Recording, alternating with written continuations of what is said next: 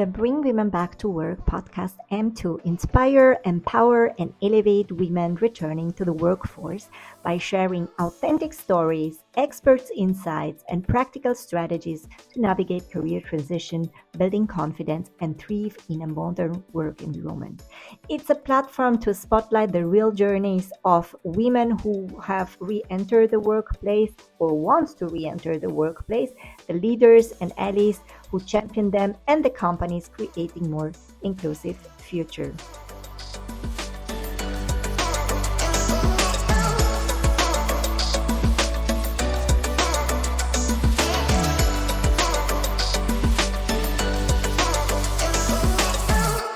Hi, everyone. Welcome to the Bring Women Back to Work podcast. My name is Natalie Alexander. I'm part of the team at BWBW, and we're so happy to have you here as part of the podcast, which we created to really inspire our community and to inspire anyone out there who's had a career break or is transitioning and is in need of community and some inspiration. So today, we're so lucky to be joined by Sarah Meier. She's the head of diversity and inclusion at SIX, which is one of our dedicated partners of Bring Women Back to Work. Sarah, thank you so much for joining us today. Hi, Natalie. It's so lovely to be here. Thank you for inviting me. I'm looking forward to our conversation. Me too. So maybe we first start with SIX. What do you do and aim for in your role as head of diversity and inclusion at SIX? So this is the first time I've officially had a role as the head of D&I, even though I have been working on the topic for so many years, even back to when I was still working at Siemens. And for me, the most important thing was to position it well within the organization, because I think sometimes people think, oh, D&I is nice to have, or it's the right thing to do, which of course it is. But more importantly for me, D&I is about setting a company up to be more successful. I always see it as a performance driver. How do we get the best talent, have them feel super engaged and perform at the highest levels? And for me, that's what D&I is, and that's what I'm doing at SIX. Incredible. So you're there working on that. Why is supporting women returning to the workforce important to SIX? And this collaboration and partnership between SIX and the BWBW community, what do you hope it will achieve? Well, actually, I always say the BWBW community ticks all the boxes for me, because just recently we redefined the D&I strategy, and we have 3 diversity priorities. And they are, first of all, gender diversity. We want to have opportunities for everybody equally. The second one is culture, obviously, and we have really quite a big community of foreign nationals at SIX in all our different locations. And we love this because we want to be a global organization and compete at the highest levels. And for that, we need an international community. And then the third one is career diversity. And this one is the one that's actually closest to my heart, because it's about having an organization of people with non-traditional career paths that have experience not just in one area, but also have worked in different business units or different industries or different functions.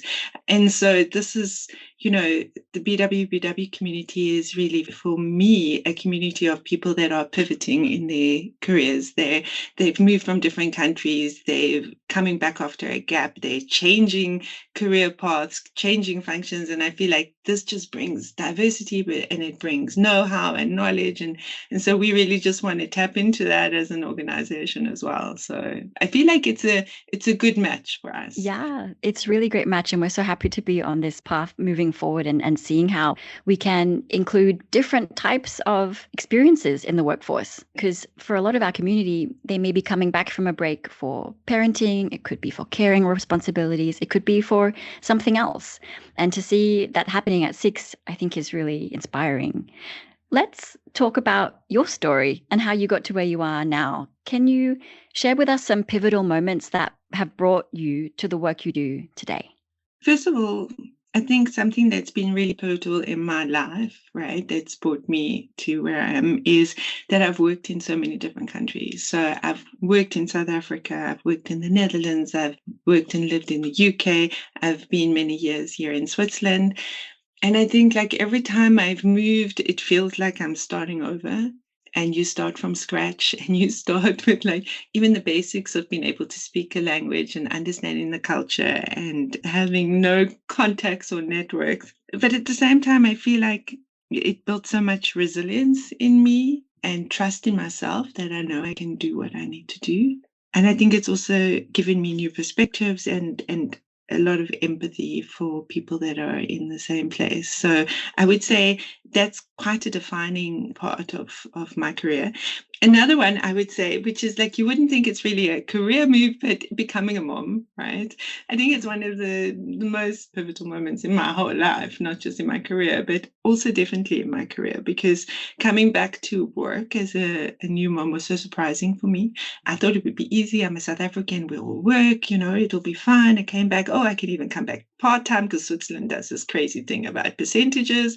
Never heard of that before. And then feeling like I completely failed when I came back, like felt like I wasn't being a good enough mom at home. I felt like I was not doing enough at work. And really, I would always say that was like my first experience with this is what it feels like to completely fail in all areas of your life in one moment. Yeah, looking back, maybe it was not, I think I have to be a bit more generous to myself. But in the moment, it was really hard. And it changed everything for me. It changed my priorities, what's important. But it also put me on the track to start Parents at Work, because I thought community is so important. And I think one of the most crucial factors at that time for me was that I felt so alone, right? So I felt like everybody else had it together. It was just me that was a disaster. And if I look back, I think if I'd had a community, a tribe around me, other working moms, it would have made such a difference. And so that's kind of just where I started out with Parents at Work, was to bring parents together. And then I have another pivotal moment. I don't know. I think also then leaving my business full time and returning to corporate at the age of 49, and how hard that was as well, and how much pressure I put on myself to do that, and all the crazy goals I created. That journey as well, I would say. Yeah. It's funny how all those moments felt like they were the hardest moments. They were the moments where I felt like I was failing. And it was the moments where I learned the most, where I built the resilience, where the best new doors opened was in the hardest moments, actually. Thank you for sharing. I think we should put in the show notes information about Parents at Work as well, so they can learn more about it. And you're definitely not taking enough time. I think we should focus a little bit more on what you meant by these moments where you felt like you were failing, because I think many of our listeners could really relate to that, whether they've had a child or they've had to maybe do part-time work or stop work for other responsibilities and just not feeling like they were achieving enough. I mean, for sure, in my experience, returning to work after a child, I felt the exact same way. I'm not doing enough at work. I'm not doing enough at home. What would you say to people who are feeling that way and feel like it could be a failure? But you did mention that actually those moments were incredible launch pads for something else in the end. Yeah, no, absolutely. I think almost we are not our own best friends. We're setting these high expectations. I don't know if it's because we're looking on Instagram, or we're just creating these expectations for ourselves that are almost not humanly possible. And I always think back, even physically, how my body was able to get up and carry on with snippets of 30 minutes sleep a night, demands, concerns, worries, work. It's incredible that I was actually even just up and walking sometimes, if I think. And I wish I'd given myself a little bit more credit, been a little kinder to myself, and said wow, Sarah, you are amazing. And look at this body. It's amazing. And look at this piece of work. You are incredible. I wish I had been my own best friend at that time, And actually, talking about this actually makes me feel so emotional about it, because I think I needed to stand up for myself, and I needed to advocate for myself at that time. And I needed to give myself credit, because if I wasn't doing it, who else was going to? And so I can think of the moms that are, or even just, the women that are here and just feeling oh, it's not possible. I can't speak this language. Yeah, exactly. Maybe you can speak German, but you can speak something else, And we have to stop feeling like we're failing, that we're not good enough. And we have to also give ourselves credit for everything that we do, coming to a new country, making a new home, prioritizing our family, prioritizing everyone else apart from ourselves. Yeah. So I think, I don't know how that lands. That's really good advice. Yeah. Let's be our own best friends and remember these moments and the things that happen every day. Thank you for sharing. I would like to dive a little bit deeper into some of these career transitions you mentioned. You mentioned building parents at work, and you mentioned the decision to stop your business at 49. Is there a particular story you could share about one of those moments and what you learned that you could share with our community? One of the funny ones that I always laugh about is that I was so determined to have a new role by the time I was 50. I was like, I need to have it sorted because 50 is, like the last moment. And so before I'm 50, I need to have a job. I need to have a direction. It needs to be clear. And I set this milestone for myself. And the closer it got, the tougher it got. And I was like getting more stressed about it. I was not trusting anymore. It became like a panic. And it was so funny because I actually, Six called me the day after I turned 50. So it was my birthday on the 5th. On the 6th, we flew back to Switzerland. And I think it was the 6th or the 7th, they phoned me. And then I laughed because I just said, "Oh, you're phoning to tell me that I haven't got the role." And they were like, "No, we want to offer you the role."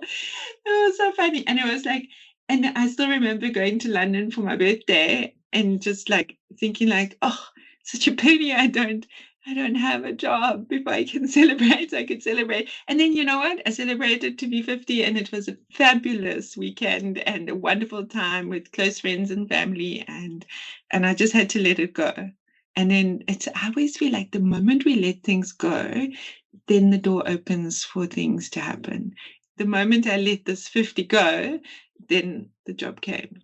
Thank you for sharing. Maybe putting a little bit less pressure on ourselves to have something by a certain date. Yeah. Even though it's helping, it will come, right? Yeah. This leads us on to talk about this incredible event we had at Bring Women Back to Work recently, to celebrate our community and to celebrate all the people involved, partners, moderators, coaches, sponsors. And Six was our sponsor for that event in September this year. And you were also the keynote speaker. Looking around the room at that time, I could feel how so many women felt seen and heard by what you were saying, because you were sharing some reminders and some lessons about the journey back to work. I wonder if you could share those little nuggets and lessons with the wider community here on the podcast. Yeah, no, I would love to. So when I was preparing for the event, I was thinking, what can I leave these women with? Right? Something that they can take away. And so I had these 4 points. So I'm really excited to share them with you as well. So the first one for me, and I feel like I've already touched on it, and I feel like it just comes up all the time, that it is know your worth, right? The job market is like, it's like, I feel like we're in the Shark Tank. It's so hard. And, somebody was like messaging me the other day and said, I thought this job, I would be the perfect match for it. And I just got an automatic rejection reply. And she said, like, I didn't tell anybody for 2 days. And I know that standing in my kitchen, like cooking pasta for supper, and the kids are running around and my husband is home from work, and I'm trying to be positive, and I don't want to tell anybody that I just got that rejection note. And so you're just holding it on your own, in your own like heart, and you're just like struggling so much with it. And I think like we can make a decision that we don't let these kind of rejections and these challenges define our self-worth, right? I know what I'm worth. I know what I have to offer. It is their loss if they automatically rejected with me without taking the time. And, there's nothing I can do to change that. But what I can change is how I respond to that. And I know my worth. I know what I could have done for them. And we just need to find the company that's going to appreciate that. And so we don't define our worth right? Okay, sorry, I'm getting distracted. So don't define our worth by these things, right? We define them by what we know about ourselves. Okay, second one, so this is more of a practical one, is your network matters. And I was just thinking, when does network matter? Network matters, like, for instance, you see a great job ad, right, at a company, and you're like, oh, I want to apply there. They're receiving a lot of applications. If you have someone, they can do a referral for you. And a lot of companies have these referral programs. It's very simple. It doesn't take a big commitment to make a referral. It just means that somebody will take an extra 5 seconds to look at that CV. And so really having a network. And so what I do is, like, if I was looking for a job, I would like look through my LinkedIn contacts and see, do I know anybody that works at this company? And I can reach out to them and say, hey, would you? And usually companies actually pay employees. I mean, Six has a great referral program where if you can refer somebody and they get hired, I mean, you get a bonus out of it. So I think it's a great thing to do. So really build your network. And I think building your network can be many ways, like with LinkedIn, just constantly work on it. I find like I'm always on my phone in the evening on the couch, and I just go through LinkedIn a little bit, and I love it. Like, see who I can connect with, message some people, connect with some new people. And LinkedIn is easy because I don't have to put my shoes on and go out the house. But I think it's also important to go to events and to go out there, put yourself out there. You have to make the to do that and build your network, and it really makes a difference, because I think a lot of jobs go through the network. And then, so the third one is actually be yourself and don't try to adapt too much to the different jobs. You know, like there's a job ad, okay, I'm going to be this. Now there's a job ad, okay, we all want to be chameleons, but actually I think it's more important that we are ourselves, because how well are you going to feel in the company in the long run if you were not a good fit, if they were not a good fit for you as well? And I had a friend actually, and she got headhunted for quite a senior position, an executive board position at a company, right? And then she had a meeting with the CEO, and she called me about it. And she says, Sarah, I'm a single mom of 2 little girls, and I'm wondering if I need to bring this up with the CEO. But I'm really worried that if I do, I won't get the job. And so I said to her, so would you want to work for a company where you couldn't bring that up? You know? Yeah. No. So just trust it and just be brave and be yourself and bring up the hard topics so that you can find a good fit and be successful. It doesn't help to get a job where you're unhappy and you can't be yourself. So be yourself. Don't change, right? And then and then my fourth one, it's kind of like the whole story about turning 50, and that is that you just have to trust that there's a right place for you, right? And sometimes it just takes a little bit longer to find it, but you've just got to trust, and it will be okay, you know. And if it's not okay yet, then it means that the story is not over yet. And I think sometimes we just need to breathe and know it will be okay. We will find our way. Yeah. That's incredible. Thank you. So know your self-worth, your network matters. Yeah. Be yourself and have trust that what is for you and the organization where you will have the most impact and where your passions and your capabilities align is coming. It's coming in the right time. Thank you so much for sharing that. You know, as we close, I would like to ask you 2 final questions. What is one message you would share with leaders, companies, organizations about building a workplace where women coming back to work can thrive and they can grow? You know what, like, was my takeaway from the event the other night was that there was so much talent sitting in the room. These were women with knowledge, know-how, experience. And I was just thinking, like, just because it's a little bit differently packaged doesn't mean that it's not like a wealth of resources right there. And I really hope that companies can just be a little open-minded to think about looking at things differently. Yeah, so there's not like possibly this beautiful red thread through the career, but that doesn't. But actually that these pivots, these changes actually make people more resilient, make them stronger, make them, you know, more confident and even more valuable. So I really hope that companies and leaders will think differently about like non-traditional career paths, because for me, I think this is the way of the future. Yeah, absolutely. So make non-traditional career paths, non-linear journeys like normal, totally normal. Normalize. Not even normal, but like desirable. Like desirable. Let's hire people like this, because they're the ones that are going to lead our companies through tough times as well, So and bring those skills. Okay, fantastic. You've already given us so many nuggets of knowledge, but for anyone listening who's still feeling a bit unsure about their capability or really getting back out there, what is a mantra or something you think they could tell themselves every day? What's something you try to tell yourself every day? I would say just be generous with yourself.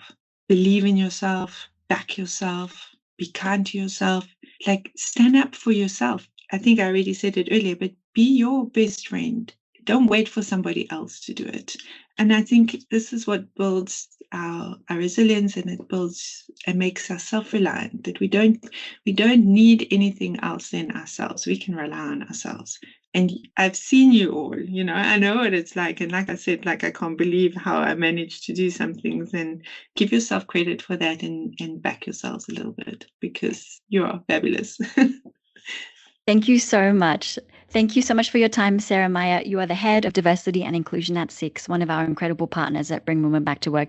It's been really great to have this conversation today, and I hope everyone who listened is inspired and takes this away into their lives in the way that matters to them. Thank you, Sarah, for all your time today. Thank you, Natalie. Bye.